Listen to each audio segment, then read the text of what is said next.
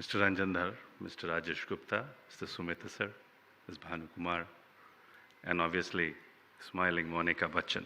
I give more emphasis on Bachchan because whenever we get calls from Monica Bachchan, I become a star. The question is, the only two Bachchans we know in our family, one is Amitabh Bachchan, the next is Monica Bachchan. Thank you, Monica. Metalogic has done wonderful in terms of organizing these conferences. This is a very, very powerful conference and needs probably a week to deliberate.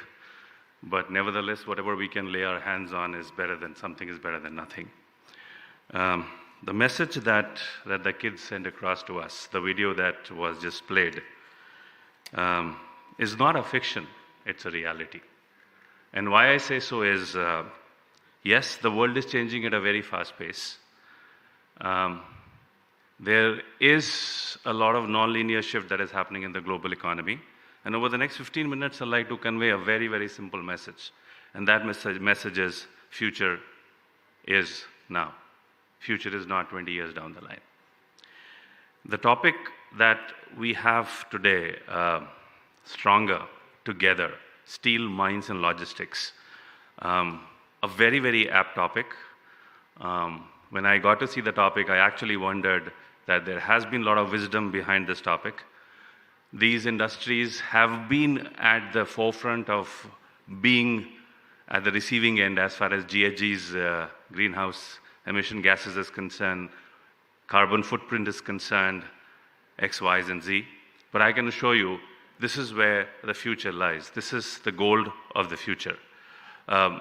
Before we move on, let me tell you how I look at the meaning of stronger and together. Stronger together, are we saying stronger together for the past? Are we saying stronger together for the present? Or are we saying stronger together for the future? Of course, stronger together for the future. Having looked at pretty much many Fortune 50 companies and looked at their strategic paper for growth, one has observed there are three boxes in life. Box one is managing the present. Managing the present means everything that you do today to manage the present. The money that you make today from the business to manage the present. The second is selectively forgetting the past. And the third is managing the future.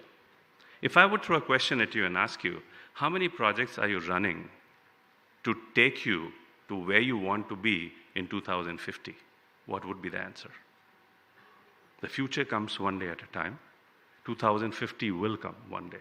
And if you're not planning something today, every day, to take you to where you need to be in 2050, it'll be a great lost opportunity. And this is what I call a nonlinear shift. The first nonlinear shift that came in my generation was 25 years back. And that was the advent of WWW, the World Wide Web. Internet came into our lives in late 90s. Pretty much before that, everybody was on the same point. But that changed everything. The globe, the planet, has 7 billion population. Of those 7 billion population, we have 2 billion, the developed world. And we have 5 billion that is developing and the underdeveloped world. The leadership of tomorrow is converting those non-consumers into consumers, and that is what non-linear shift is all about. The execution methodology, the fundamental leadership options of box 3 and 2 are different than what they were for box 1. So make no mistakes. Here I start with one of our examples of nonlinear shift. It's a practical story, and we'll keep on coming to examples of how steel, mining, and logistics can join hands to be the future leaders as far as India is concerned. We stand at the cusp of one of the largest opportunities mankind has ever presented. And here it goes. Bangladesh is a country that is often tormented by famines, floods, and natural disasters. It was in 1982 that one such disaster happened, and there was a lot of famine. There was a professor of economics. His name was Dr. Muhammad Yunus. And he said, he was very moved. 166 villagers from his village came to him and said, if we don't get some money, we will die, we will perish. He said, oh my God, what should I do for you?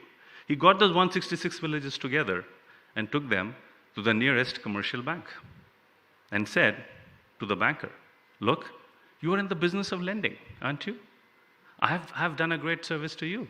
You don't have to go to the consumers. I've got you 166 consumers right at your doorstep. Do you mind giving them $25 a piece? They need to survive. The banker usually went ahead, did the risk analysis and said, oh, these guys are too risky to get a loan. Sorry, we can't give them loan. Dr. Yunus was very surprised. He said, why wouldn't you give them loan? How does it work? They said, no, these are non-consumers. They're not the people who usually give loans. That struck him, that this is a daunting, great business model. How do I get non-consumers of business into consumers of business? So what I did, and this is a true story, he goes and studies banking with a commercial bank. And he understands how commercial banks works. And that is how, in 1983, he launches Grameen Bank. And he says, and he vows to himself, he promises to himself, he says, I'll do not the best practice, but the next practice. Next practice is what upsets the current business models. The commercial bank is in the urban areas. Grameen Bank will be in the rural areas. The commercial bank sells and loans only to men. Grameen Bank will loan only to women. The commercial bank, you have to go to a commercial bank. In case of Grameen Bank, we'll go to the consumer in a village. And because we will have nothing to do with non-repayment before the business model, so we don't need any risk mitigation officers or legal officers. He gave those 166 villages $15 each. And two things happened. He got his money back with 10% interest. He was convinced of his business model. Since 1983, Grameen Bank has been operating in 225 cities around the world. They've, including United States of America.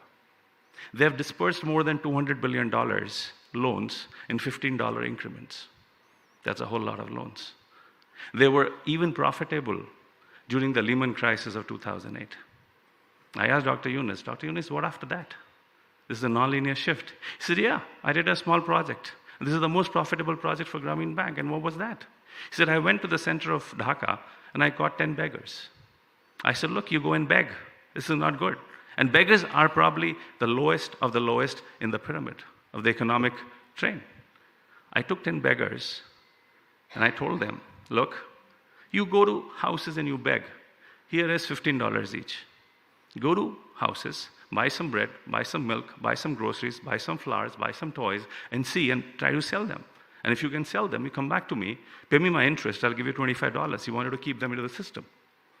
He said, Shubh, I thought from 10 beggars in 6 months, I'll go to 500 beggars. Anybody wants to take a guess how many beggars he enrolled in 6 months? Any guesses? 500,000 beggars in 6 months. It became the most profitable model for Grameen Bank. Out of $500,000, 250,000 beggars, 250,000 permanently became salespeople. They said, look, we are going up the value chain, the social economic value chain. We don't want to beg anymore. We get money, we pay for interest, we like to live a good life. Of the balance 250,000, 50,000 said, well, we like to stick to our core competence, which is begging.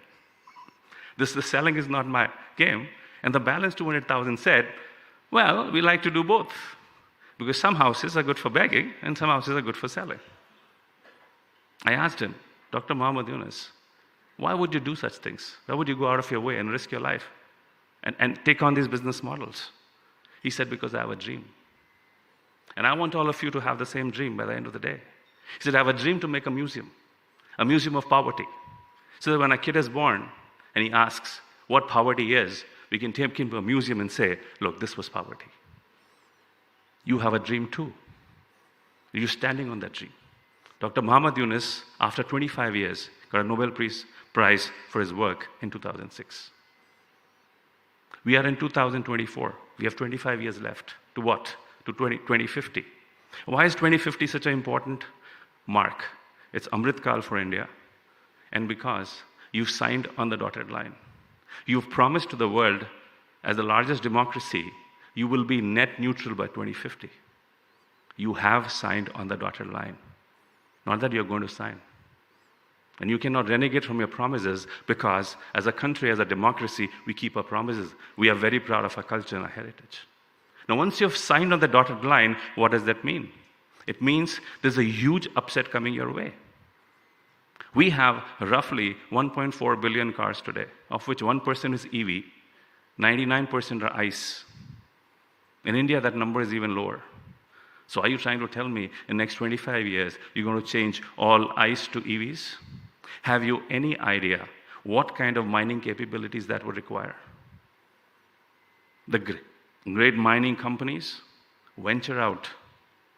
The sea is the limit. The sky is the limit. You can go anywhere. You will have to create humongous opportunities. They stand on your way. Capital is not a problem. Capital flows. There used to be 3 climate change venture funds pre-pandemic. Today there are 120, probably 3 growing by the week. Tiger and Kahoot committed not less than probably billions of dollars to this purpose. And why do I say this? Till about mid-90s, capital did not own an institution. Today, capital owns an institution. It's called World Trade Organization. The World Trade Organization is not an institution politically governed by any country or continent. It is governed by capital. And we are signatories to World Trade Organization. And I was lucky to have a ringside seat to one of those battles where we were about to sign the making of World Trade Organization in Seattle. What did we sign on? We created somebody who can be a watchdog on how capital flows. As capital flows in different geographies, capital needs to protect the assets that capital acquires in different geographies, and that is what WTO does. Imagine a situation, 2051, when World Trade Organization, to which you are a signatory, to which you have given your sovereign rights as a referee, becomes a climate watchdog. And if WTO becomes a climate watchdog, and it says, you cannot keep on pumping carbon day in, day out. You have rights to grow, but you don't have rights to pump carbon. So there will be a carbon tax. What would you do? Would you take WTO to a court? The question is very simple. We have to move from a resource-based economy to a technology-based economy. Is it difficult? It's difficult. I think so. The first nonlinear shift happened in internet, and what did we create? We created behemoths like Apple. Apple's market capitalization is $3 trillion. That's equal to the economy of India. $3 trillion. Apple employs 100,000 people. And guess what? Apple's absolute workhorse product, the iPhone, was launched when? Any idea? Any number? iPhone was launched in 2007, 2008. iPhone wasn't launched in 1947. It's barely 15 years. Apple went from making Macintosh computers to becoming one of the largest capitalized brands on the planet. These changes will come. Why am I saying this is? India has 126 million tons of capacity, crude steel. Like Secretary Steele said, we need to be cognizant of the fact that we need to invest, we need to look at alternate technologies so that we can get that competitive edge which everybody does not have. Today, everybody's on starting track. Beat Japan, beat US, beat Canada, beat Germany, beat India. Everybody's looking at alternate ways to make greener steel. Obviously, people can say, are there solutions? Yes, we worked hard on green hydrogen, there is a solution. I drive a Toyota Mirai in California. It's a car which we've been driving for the last 5 years. Toyota Mirai runs on hydrogen fuel cells. Hydrogen fuel cells have been manufactured on this planet for the last 50 years, 50 years. There are abundance of hydrogen fuel cells available. The technology is pretty simple. Hydrogen takes away the perils of grid balancing as happens in electricity. In electricity, you have to balance demand and supply. If you don't balance demand and supply, the cost of storing buffer electricity is humongous, which is why we fail at times on innovation. Coking coal is used in China to produce solar panels because they need to be heated to 1200 degrees centigrade. No wonder coking coal prices always go up. They will not come down. The cost of making brown steel will keep going up. Isn't this time to actually invest in green steel? I'll give you another data, because from where we come, either it's data or it's simple opinion. Swedish steel company, Svistal Stahl AB, Sweden, SSAB in short, tied up with a mining company, LKAB, Sweden, and an energy producer, Vattenfall. To produce what? To commit to a technology called hybrid. Hybrid was producing green steel using hydrogen. They set up in 2020 a pilot plant. in Lindwall, Sweden, and subsequently they've put a demo plant in Grenvall, Sweden, and I urge most of you to travel to the demo plant and look at it. Today, Saab makes 55,000 tons of green steel. They're booked for the next 10 years at an EBITDA, I'm told, of 60% plus. Is it too difficult for us? We have the capability. The question is, as industrial output reduces in China, as there is capacity constraints in China, India is the only country the world will look upon for generating more rare earth minerals, for producing more batteries. I'm not saying lithium ion. There are technology like sulfur ions, sodium ions, tons of technology. Toyota Mirai has a 5.5 kg hydrogen tank. So you go and refill hydrogen, you refill 5 kgs. You don't do empty tank refilling. Simply, you go and refill. The cost of hydrogen in California is $7.5 a kg. 5 kgs cost converted to rupees at rupee to 80 is 3,000 bucks. On a 5 kg refill, a Mirai gives you 502 kilometers, that's 6 rupees per kilometer. Compare that to 110 rupees gasoline in India and 11 kilometers to a liter. Is hydrogen cheaper or not? Stronger together we shall be. We'll have to work on meaningful investments. Capital is not an issue, capital will flow. There are institutions that support capital flow. And if together we can understand that future is now, and we have to create a great future, and from 120 million tons, we should go to 400 million tons, but it should be green steel. I'm sure that in Amrit Kal, we will be the leaders in the world. With that, and with a dream of creating someday a museum where a kid can be taken and shown what global warming is, I leave you with some great sessions coming up. Thank you for listening. Have a great day. Bye-bye.